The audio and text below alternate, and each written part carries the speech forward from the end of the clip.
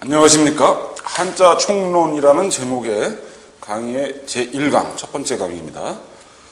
교재의 목차를 먼저 보시면은 큰 1번에서 한자 총론이 있고요. 그 안에 제1장 서설, 제2장 육서, 제3장 부수와 한자 지도의 실제 있고요. 제3장에 작은 번호로 첫 번째가 부수의 이해, 두 번째가 부수의 위치에 따른 분류, 세 번째 부수와 한자 지도, 이 부분이 저희 강의의 대부분을 차지하는 부분이 되고요.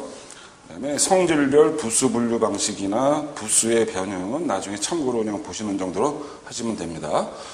그래서 제1강에서는 서설 중심으로 설명을 드리고 제2강에서 육서와 부수의 위치에 따른 분류까지 설명을 드리고요. 제3강부터는 대부분이 이제 부수와 한자 지도, 실제 그 내용으로 들어가도록 하겠고요. 큰 2번에 있는 기초 한문, 4장, 5장, 6장, 7장, 즉 한문의 이해와 또 사자수학, 중학교 한문 교과서 초록이라든지 학습 지도법, 요 내용들은 기초 한문이라는 별도의 강의가 있으니까 그쪽을 참조하시기 바랍니다. 그리고 기초 한문과 한자 총론, 즉 1번의 한자 총론과 큰 2번의 기초 한문이 합쳐져서 한자 한문 지도사 3급의 내용이 되겠습니다. 자, 그럼 이제 서설부터 들어가겠습니다. 한자 총론의 첫 번째 서설. 자, 첫 번째로 한자 한문의 왜 학습을 해야 되는가, 한자 한문 학습의 필요성이 나오는데요. 교재에 있는 거를 쭉 읽으시면은 역사적으로 이러한 것 때문에 또 현대 우리가 쓰는 말에 녹아져 있기 때문에 이러한 것이 필요하다라는 것을 이해할 수가 있고, 그 내용을 정리하셔도 좋고, 선생님들이 나중에 지도사 생활을 하신다 그러면은 선생님들 나름대로의 어떤 이론적인 무기를 좀 갖고 계셔야 됩니다. 학부형들이나 학생들에게 이러이러한 이유 때문에 한자 한문을 학습할 필요가 있다라는 것을 설명하셔야 되는데, 교재에 있는 내용을 정리하셔도 좋고, 제 경우에는 이러한 방법으로 설명을 합니다. 우리 글, 우리 말, 같은 뜻이죠. 우리 글, 우리말이라고 하는 것은 고유어, 한자어, 외래어 이렇게 세 가지로 구성이 되어 있다고 국어학자들이 보통 이렇게들 말씀하십니다. 고유어, 한자어, 외래어로 되어 있는데, 자, 고유어란 무엇이냐면은 마을, 빛, 땅, 하늘, 빨래, 노래, 글, 그림, 이러한 것들이 고유어입니다. 순한국말이라고들도 보통 말씀하시죠. 그다음에 한자어는 한자로 표기되는 말을 한자어라고 그러는데요. 예를 들면은 방, 심지어, 어차피, 교통, 고속, 신용, 또 뭐 그 이외에도 많죠. 시계, 급기야, 전기, 이런 것들이 다 한자어, 한자로 표현을 하는 한자어가 있고요. 자, 그다음에 외래어는 외국어였는데 우리말 속에 스며들어서 이미 우리말로 된, 우리가 흔히 쓰는 그런 것을 외래어 그러고, 물론 영어 스펠링 또는 독일어서 온 스펠링도 있지만은 한글로 표현을 합니다. 자, 예를 들면은 버스, 택시, PC, 카드, 게임, 리모컨, 센터, 이런 것들이 전부 외국어에서 우리말화된, 그래서 외래어 이렇게 하고요. 고유어, 한자어, 외래어를 제외한, 즉 우리 글, 우리말 아닌 것을 외국어 이렇게 얘기합니다. 외국어 중에서 우리가 자주 사용을 하면 자꾸 외래어로 편입이 되는 현상은 있습니다. 그래서 고유어, 한자어, 외래어인데요. 실제로 우리가 사용하는 어휘들을 살펴본다면은, 자, 예를 들면은 마을, 버스, 이거는 고유어와 외래어의 조합으로 이루어진 단어가 되고요. 또 고속버스, 그러면 한자어, 고속이라는 한자어와 버스라는 외래어가 조합이 되고요. 또 직행버스, 자, 그다음에 빨래방, 노래방 그러면은 고유어와 한자어, 게임방, 그럼 외래어 뒤에 한자어가 붙은 거고요. PC방도 외래어 뒤에 한자어가 붙었습니다. 그 다음에 안방, 그럼 고유어에 한자어가 붙고요. 또 주방, 그러면 이제 한자어로만 된 단어고요. 신용카드, 현금카드, 선불카드, 한자어와 외래어의 조합으로 이루어진 단어들입니다. 즉, 고유어, 한자어, 외래어라는 구분은 최소 단위의 단어에서는 이렇게 나눌 수 있지만 실제로 사용하는 단어들, 실제로 우리가 말을 주로 하는 구어체나 또는 교과서 내지는 참고서 등 전문서적에서 볼 수 있는 문어체에서는 고유어, 한자어, 외래어의 조합들로 쓰이게 됩니다. 몇 개만 더 살펴보시면은 간선버스는 두 개의 단어인데 간용구처럼 쓰이죠. 한자어 간선과 버스가 만난, 또 저상버스는 아직 국어사전에는 실리지 않았지만 우리 실생활에는 나오는 단어입니다. 버스 종료서에 보시면은 저상 이렇게만 나오는데 그게 이제 저상버스의 줄임말입니다. 또 요즘 드라마에도 많이 나오지만 정말 너무 많이 남발하고 있는 용어지만 정말 이것도 발을 정자에 고유어 말을 붙인 고유어와 한자어의 조합이고요. 또 화나다, 겁나다, 급하다 이런 것들이 전부 고유어와 뒤에 한자어 화, 겁 뒤에 고유어인 어미가 붙어서 쓰이는 용어들이고요. 또 교통, 카드, 신용카드, 현금카드, 선불카드는 이미 하나의 단어로 굳어졌지만 교통카드도 곧 그렇게 될 가능성도 있습니다만 아직은 두 개의 단어가 이루어진 간용구처럼 쓰이고요. 또 전에는 동사무소 그랬었는데 요즘 주민센터, 한 칸을 띄고 쓰는 주민센터, 이러한 조합된 단어로 나타나는, 그래서 실제로 우리가 사용하는 단어들, 말 속에서의 단어들은 고유어, 한자어, 외래어가 조합이 되면서 의미 전달을 하는 식으로 사용을 하고 있습니다. 즉 한자어는 국어의 일부분이고요.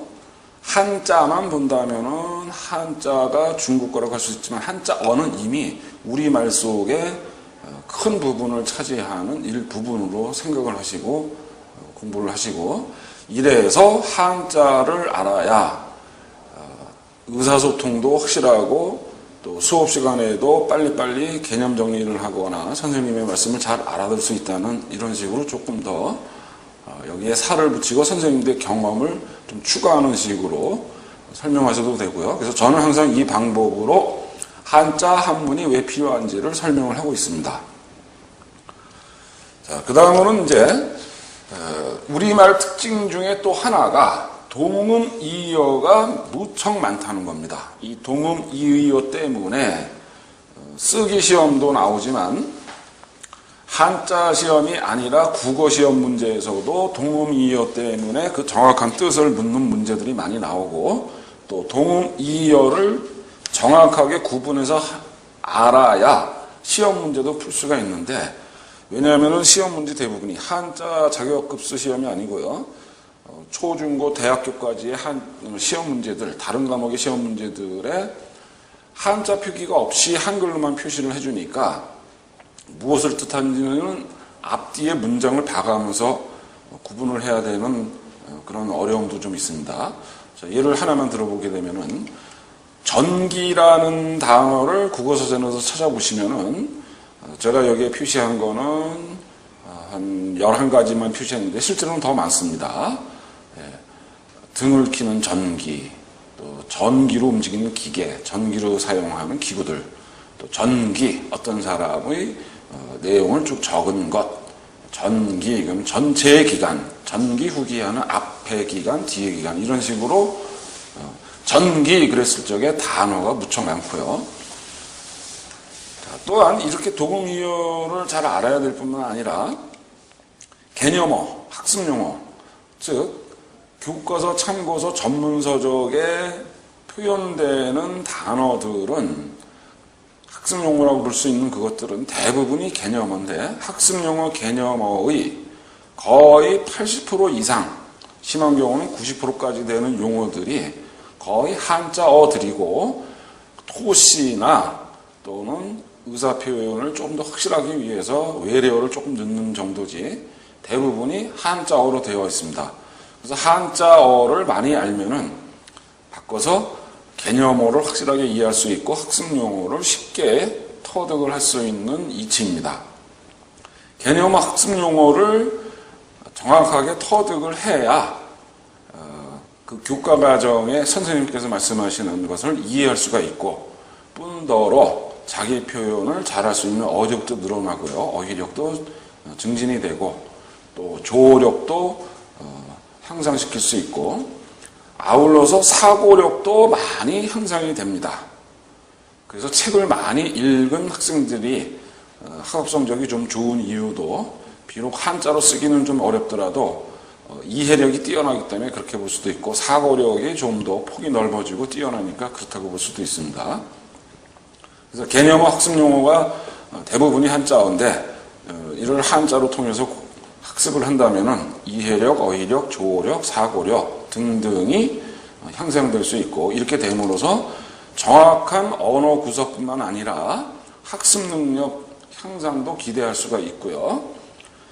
같은 이야기가 반복되지만은 정확한 언어를 구사할 수 있어야 자기 의사 표현을 하는 논술이나 서술형 답을 정확하게 간결하고 정확하게 쓸 수가 있고 또 어휘력, 조력이 뛰어나야 자기가 표현하고자 하는 말을 정확하게 쓸 수가 있는 것입니다. 그래서 한자 한문 학습의 필요성은 교재 12페이지, 13페이지에 걸쳐 있는 거를 전화론단을 이렇게 간략하게 해서 설명을 하고 있습니다. 그 내용들을 꼭 읽어보시기 바랍니다. 자, 다음은 이제 한자학 개론, 교재 13페이지 중간에 2번 한자학 개론. 그리고 첫 번째로 한자의 특성, 가로하고 한자의 3요소 이렇게 되어 있는데요. 한자의 특성을 3가지 요소로 설명을 하겠다는 이야기고요. 한자의 3요소라는 이 표현 자체가 좀 낯설은 분들도 계실 텐데 중학교 한문 교과서에는 분명하게 한자의 3요소로 설명을 하고 있고 또 수능 시험에도 한자의 3요소라는 용어를 써가면서 문제를 냅니다. 그럼 한자의 3요소가 뭐냐? 여태까지 우리가 알고 있었던 거를 다시 학문적인 표현으로 했다고 생각하셔도 되는데 예를 들어서 나라국, 집가 이렇게 쓰는 국가라는 단어가 이 중에서 이제 집가를 가지고 본다면은 우리가 보통 어려서부터 일명 깍두기 공책이라는 즉 한 면에 사각형 형태가 옆으로 8개나 10개가 있고 또 아래로 10줄이나 8줄이 있고 사이사이에 중간에 조금 폭이 좁은 줄이 있는 일명 깍두기 공책이라고 하기도 하는데 아직도 이 공책을 사용해서 처음 공부하는 학생들에게 쓰도록 하고 있는데요. 자, 여기에 이제 쓰는 집 가자라고 쓰는 정사각형 안에 들어가는 가자를 그거를 자형이라고 부르고요. 그 밑에다가 집가 이렇게 쓸 적에 집 이거를 보통 훈이라고 그랬는데 이거를 이제 자의라는 용어를 쓰고요. 그리고 저 글자를 가라고 읽는다는 그 음이 가다 그래서 자음. 그래서 한자는 이렇게 3요소로 되어 있고요. 그래서 자형 형태에 맞게끔 또 순서에 맞게끔 총획에 맞게끔 써야 되고 그 뜻이 집이고 음은 가다. 항상 요 3가지가 쫓아다니기 때문에 또 요것이 가장 기본이 되기 때문에 이것을 3요소 그러고요. 이것을 표로 다시 정리해서 보신다면은 형태가 어떻게 생겼고 뜻이 무엇이고 소리가 무엇이다인데 그래서 형의 그 앞에다가 자를 붙여서 자형, 자의, 자음으로 표현을 하는 거가 3요소고요. 나라 국자를 보게 되면 국자를 형 밑에다 써놓고 뜻은 나라다. 소리는 국으로 읽는다. 집가자 형태는 이렇게 생겼는데 뜻은 집이고 소리는 가다. 자, 그래서 자형, 모양형이니까 이해하실 거고 의자는 의로울 의로 많이 알고 계시는데 의로도 많이 쓰이지만 뜻의라는 뜻도 가지고 있습니다. 그래서 뜻의, 여기서는 뜻이라는 의미로 쓰인 뜻의자고요. 그 다음에 소리음, 그래서 자형, 자의, 자음, 이것이 한자의 3요소라고 불리는 거고요. 앞으로 계속해서 3요소라는 단어보다는 음이 어디서 왔습니다, 뜻이 어디서 왔습니다, 이런 말씀을 드릴 텐데, 또는 의부, 성부 이런 말씀이 나올 텐데 3요소는 꼭 기억을 하십시오. 여태까지 우리가 알고 있었던 그 글자의 형태를 자형, 훈이라고 하는 뜻을 자의, 읽는 소리를 자음. 자, 근데 이제 자의, 자형, 자의, 자음에, 즉 한자의 3요소에 추가적인 포함된 내용을 조금 더 아셔야 되는데요. 자, 그 부분을 설명드리면, 자형이라는 것은 총획이 몇 획이다. 또 쓰는 순서는 일정한 틀은 없지만 대략적으로 이렇게 쓴다는 그런 것이 있습니다. 그래서 필순에 맞게끔 또 써야 되고요. 자, 그 다음에 이제 저 글자를 한자 사전, 자전에서 찾을 적에는 어느 부수에서 몇 획으로 찾는다 해서 부수도 정확하게 알아야 됩니다. 그리고 물론 시험 문제에도 이제 부수를 묻는 문제가 나오지만 한자 사전을 잘 찾기 위해서도 부수를 알아야 되고요. 그래서 자형 그러면은 그리는 정도가 아니라 총획에 맞게끔 쓰고 부수도 어디라는 것을 알아야 되는, 그래서 3요소 자형에 총획 필순 부수까지 포함해서 아셔야 합니다.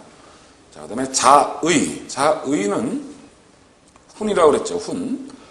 본의가 있고 인신의가 있는데, 자, 어떤 경우에는 인신의가 본의를 대체한 경우도 있습니다만은 그 글자의 원래의 뜻이 무엇이었는데, 한자가 표의 문자이다 보니까, 뜻을 나타내는 글자이다 보니까 모든 뜻을 나타내기 위해서 각각의 뜻마다 한자 하나하나씩 만들기가 힘드니까 기존에 있는 뜻에서 비슷한 뜻으로 인신, 끌린, 펼신, 끌어서 펼쳐서 이웃에 있는 뜻으로 확장해서 쓰이는 겁니다.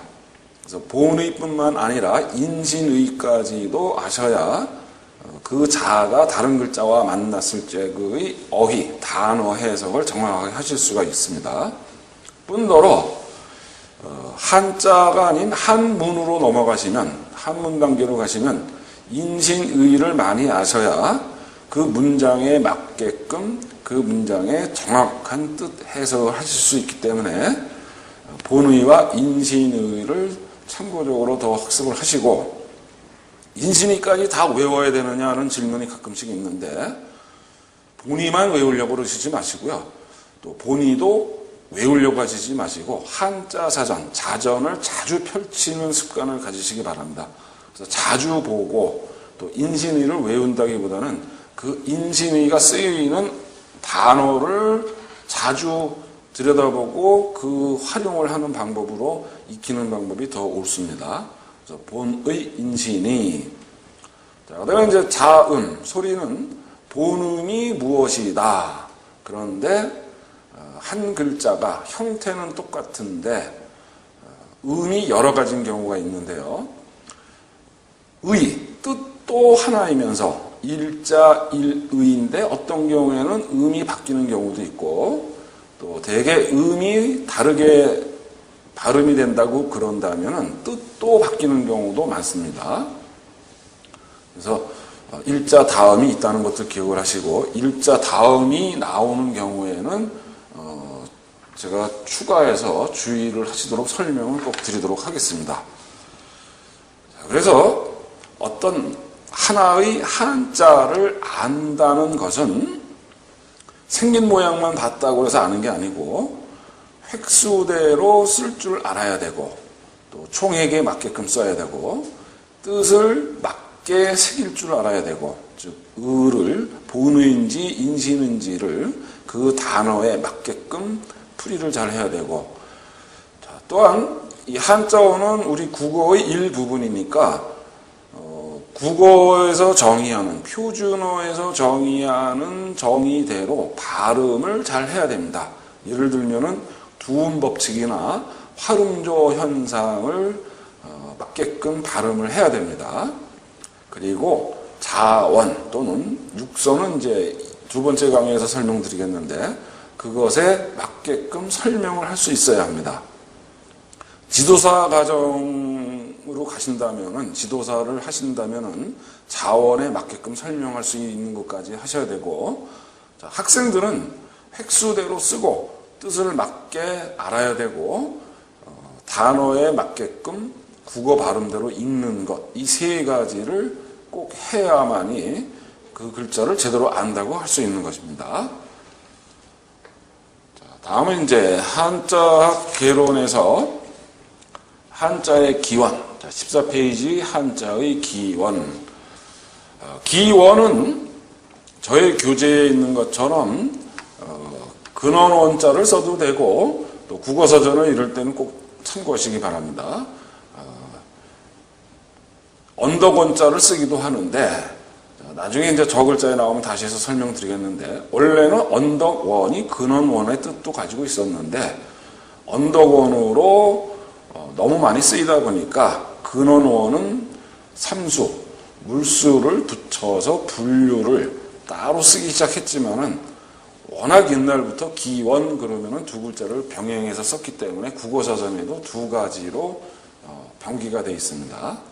자, 근데 이제 한자의 기원, 한자는 누가 언제 만들었느냐 그거에 대한 건데 저희 교재에 있는 설명이 이제 대개 누가 만들었다는 창제설하고 또 자연적으로 생겼다는 자연발생설 또는 도형 부호설 이렇게 세 가지가 있다.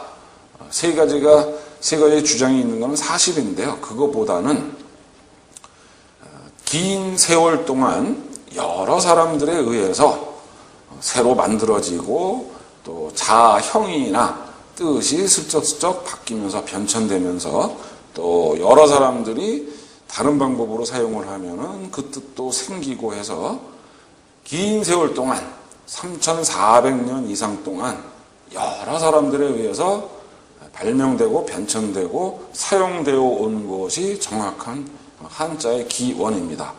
다만 이제 어떤 글자는 몇 년도 기준으로 된 책 이전에는 없었기 때문에 이 글자는 언제 이후에 생긴 것 같다. 이런 것들은 설명이 되는데요.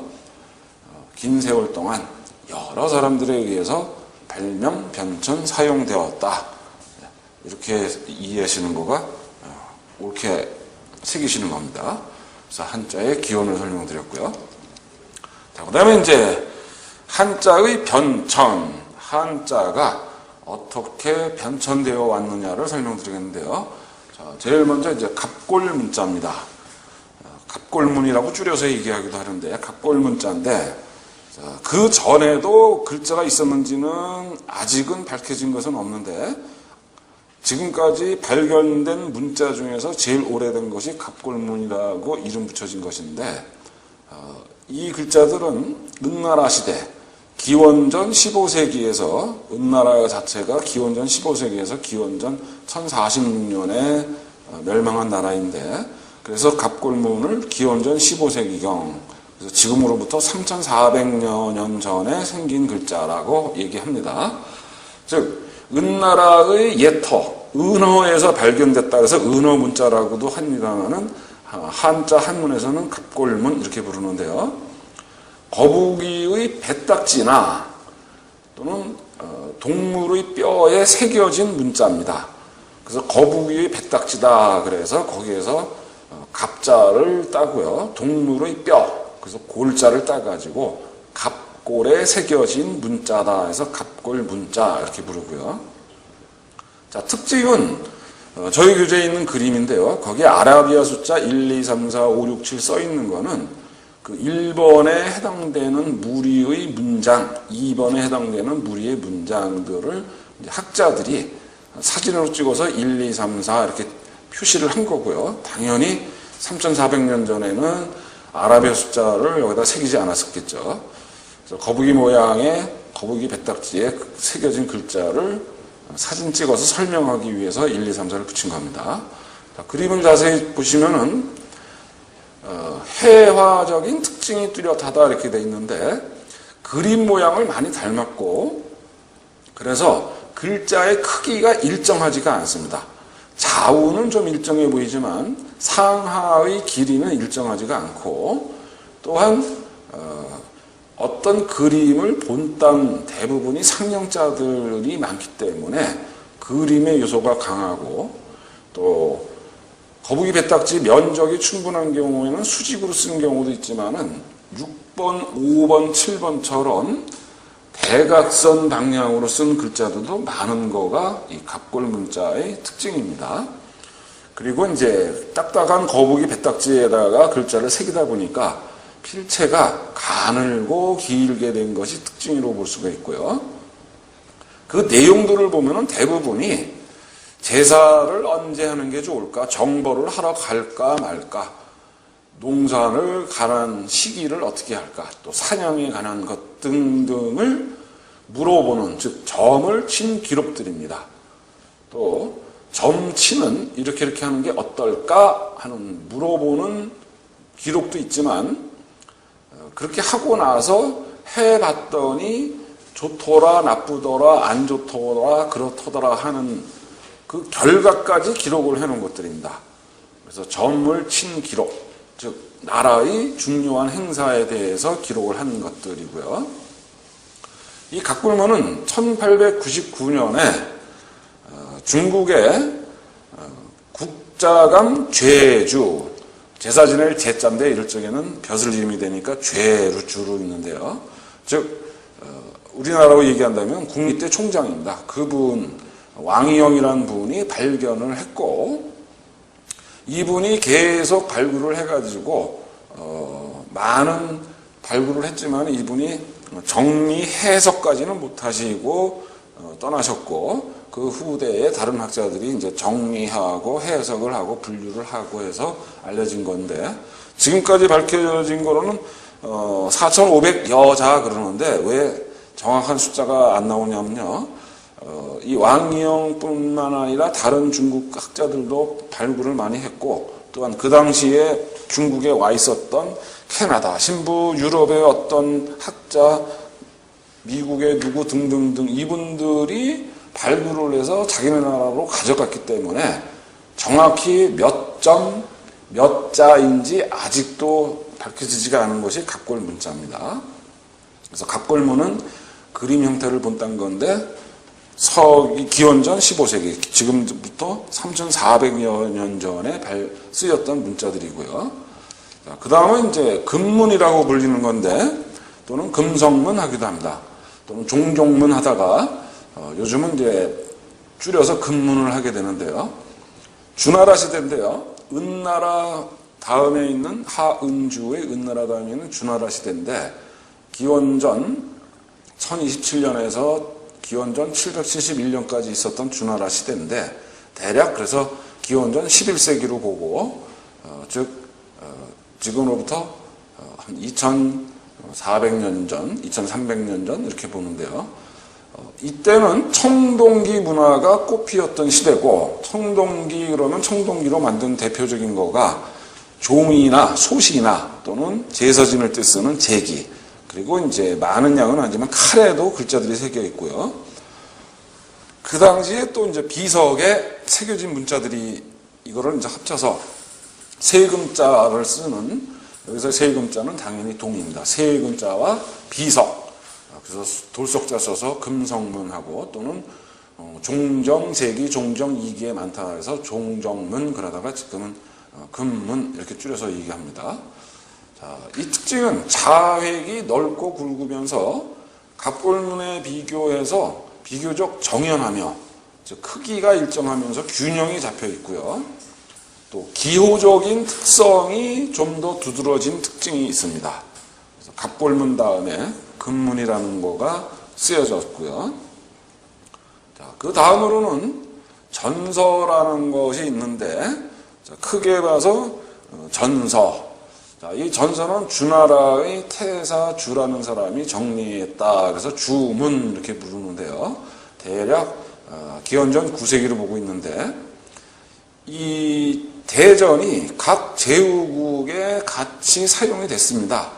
자, 근데 천자의 권력이 약해지면서 각 제후국들이 각각 더 넓은 땅을 차지하려고 즉 춘추 시대와 전국 시대를 길게 거치면서 저 동북 쪽에 있는 제후국하고 저 남서쪽에 있는 제후국이 서로 글자가 다르게 됩니다.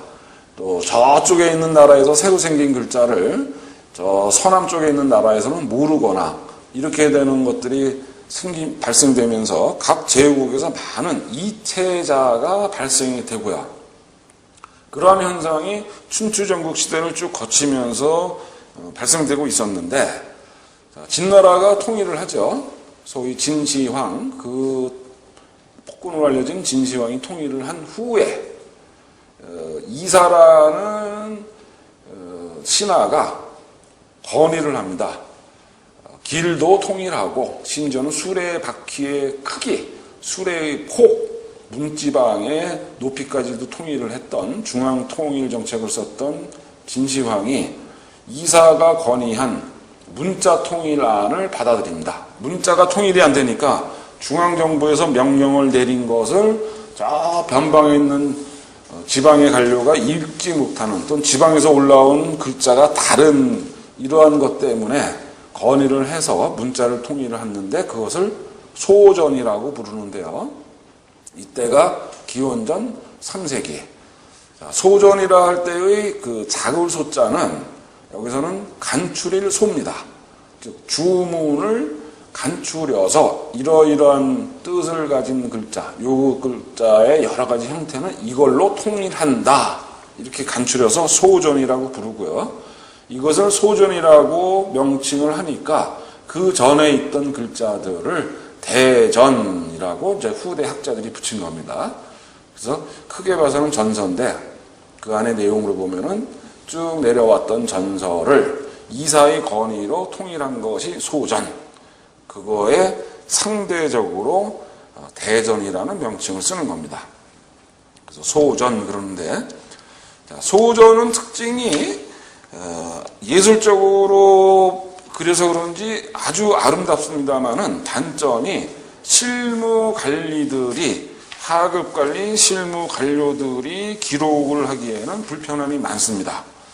즉 이사와 같은 저 대부들은 하루에 쓰는 글자 수가 많지가 않으니까 천천히 예쁘게 써도 되는데 빈번하고 빨리빨리 기록을 해야 되는 실무 관리들은 불편했습니다. 그러다 보니까 소전체의 필획을 생략을 하고 또 원은 형태를 직선이나 사각형 형태로 간략화하면서 발생된 글자가 예서입니다.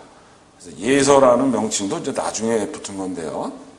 이때 예는 종예보다는 예속되다, 기속되다 이렇게 생각하시면 되는데 그 실무 관료들 사이에서 발생된 예서가 있고요. 그 다음에 이제 해서라고 그래서 현재 우리가 볼펜을 들고서 쓰는 해서, 물론 서에서도 해설을 하시는 분이 있지만 우리가 보통 컴퓨터에서 뽑았을 적의 글씨체나 일반 교과서에 있는 글씨체들이 다 해서입니다. 해서는 한나라 말기 한참 후에 이제 나왔습니다만은 자, 그래서 글자를 형태를 보면서 정리를 해보겠습니다. 이미 알고 있는 이제 세조, 물고기요, 조개패 요 세 글자를 가지고 보시면은 맨 우측에 있는 해서는 현재 우리가 쓰는 글자들이고요. 예서에서 해서로 넘어오면서 큰 변화는 없습니다. 예서가 조금 더 미적 감각이 있다는 정도이고 큰 변화는 없고요. 자, 소전에서 예서를 보게 되면은 조개패 같은 경우는 아주 유사해 보입니다. 자, 근데 세조 같은 거는 소전체를 보면은 아름답고 새 모양이 조금 떠오르는 듯한 그런 형태인데 실무 관료들이 쓰기에 불편하다 보니까 원으로 된 곡선 같은 것을 다 사각형 모양으로 바꿔버린 거고요. 또 물고기 어자도 소전체를 보게 되면은 물고기 몸뚱아리 밑에 있는 꼬리 지느러미 모양이 마치 불화자 비슷하게 보이기도 하는데, 그러다 보니까 예서에서 연합할 형태로 점 4개로 바뀌는 그런 형식으로 바뀌게 되는데요. 자, 이 글자들의 근문과 각골문을 살펴보면요. 자, 먼저 세조자의 근문을 보면은 소 전체에 비해서 좀 더 새 모양답습니다. 그리고 정말 그림을 그린 듯이 새 모양이 좀 더 가깝고, 자, 각골문을 보게 되면은 새 주둥아리와 눈으로 보이는 점을 하나 찍어 놓고 새가 앉아 있는 모양 또는 새가 나무에 붙어 있는 모양 같은 형태를 그려놨습니다. 그래서 이게 세조라고 생각을 하고 보면은 세조처럼 보인다 하시는 분도 있지만은, 앞뒤, 저 글자가 새겨진 앞뒤의 짧은 문장들을 보면서 새라는 뜻으로 밝혀졌기 때문에 세조, 확실하게 세조고요. 자, 물고기 여자는 각본문부터 보면은 이런 문양인데, 마치 어떤 그 도자기나 또 현대로 친다면 누가 그 디자인을 한 듯한 모양인데, 근문을 보면은 아주 아름다운 물고기가 나옵니다. 근문의 첫 번째 있는 물고기는 정말 어떤 도안처럼 보이는 이런 것이 근문. 그래서 근문이 좀 더 정형화되고 진짜 그림을 아주 예술적으로 그린 것 같은 것이 근문이고요. 조개피자는 각골문 근문으로 넘어오면서 근문으로 넘어오면서 밑에 촉수가 조금 붙는 식입니다. 조개의 촉수가 붙으면서 촉수가 소 전체에서 완전하게 빠져나왔고, 그것이 이제 예에서 해서로 오면서 마치 눈목자 밑에 8팔자가 있는 형태로 되어 있지만, 갑골문 근문을 보면은 한 몸뚱이로 되어 있는 건데, 자, 이 조개패자는 우리가 요즘 흔히 보는 조개의 모양은 아니고요. 자패라고 그래가지고 중국의 남쪽, 동남쪽 바닷속에서 잡히는 자패인데, 범랑질이 아주 좋은 조개입니다. 실제 사진을 보시면은 왼쪽에 있는 거는 바닷속에 살아있는 자패고요. 저것을 잡아서 세워놨을 적에 오른쪽에 있는 그림이 됩니다. 그래서 범랑질이 아주 좋고 흰빛으로 보이기도 하고, 이렇게 돌리면서 보면은 자색이 나는, 그래서 그것을 세워놓은 곳을 그대로 그린 거가 각골문이고, 저 조개를 화폐 대신에 썼었다는 기록이 나오고, 그래서 조개패자가 나오면은 뭔가 값진 것을 뜻하는 데 쓰이는 겁니다. 자, 몇 가지를 더 살펴보겠습니다. 자, 개견, 꺾을절, 장군부를 살펴보면요. 예서, 해서체는 변화가 없고요. 자, 소 전체의 개견자가 예서로 가면서 소 전체의 횡선 옆에 붙은 거가 예서로 가면서 점으로 바뀐 건데, 그 부분이 개의 귀 부분이고요. 자, 그 다음에 소 전체의 꺾을절에서는 손수, 그거가 이제 재방변으로 바뀐, 그래서 소전에서 예서로 바뀐 거는 큰 변화가 없는데요. 자, 근문 각골문을 살펴보면요.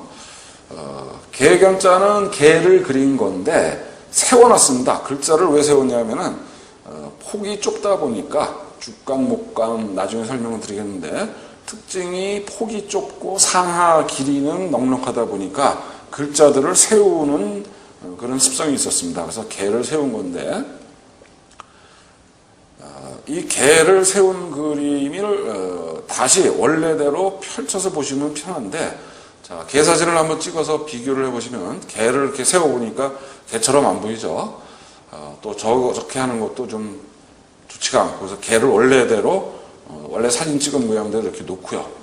자, 이 위에 갑골문의 개견자를 원래의 모양으로 90도 돌려서 갖다 놓으면은 정말 서 있는 개 특징을 그대로 잡은 겁니다. 입을 벌리고 있고, 머리 위에 귀가 있고, 또 몸이 쭉 가다가 꼬랑지까지, 개 꼬리까지 딱 그린 거가 개견자입니다. 그래서 한자가 그림 문자이면서 뜻글자, 그림을 그대로 그린 거고요. 자, 꺾을절자는 갑골문 근문을 살펴보게 되면은 도끼 근자 좌측에 있는 글자가 손이 아니라 나무목이 도끼로 끊어져서 도끼로 꺾었기 때문에 가운데가 끊어지는 형태입니다.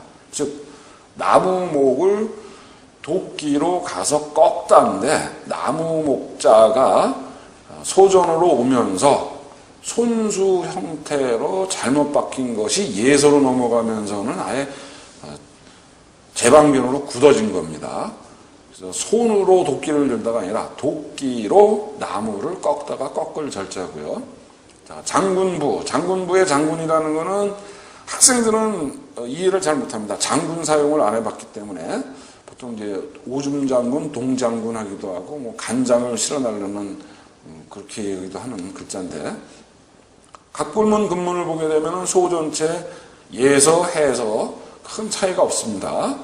다만 이제 근문으로 오면서 횡선이 하나가 더 들어간 모양인데 자 이거는 장군 그림을 보시면은 아주 유사합니다. 자 이거는 이제 질장군 즉 질그릇 형태인데 나무로 되어 있는 장군들도 있습니다. 그래서 질그릇으로 되어 있는 것은 주로 술이나 간장 등을 담아서 옮기는 데 썼고요. 나무로 만든 거는 이제 뒷간에 있는 것을 퍼서 밭으로 이동할 때 쓰는 그런 장군이었습니다. 자, 그래서 앞으로도 가능하면은 이해하기 어려운 글자 또는 아주 유사한 그림이 있는 거는 그림을 사진을 좀 갖다 놓고서 같이 설명을 드리도록 하겠는데요. 자, 순서를 꼭 기억하십시오. 갑골문, 금문, 소전, 예서, 해서. 우리가 쓰고 있는 거는 해서. 자, 그리고 앞으로 설명도 해서 중심으로만 아니라 그 해서가 어떠한 형태의 소전, 금문, 갑골문에서 나왔기 때문에 무엇을 본뜬 것, 무엇을 흉내낸 것, 어디에 획이 추가된 것, 이러한 방법으로 쭉 설명을 드리도록 하겠습니다.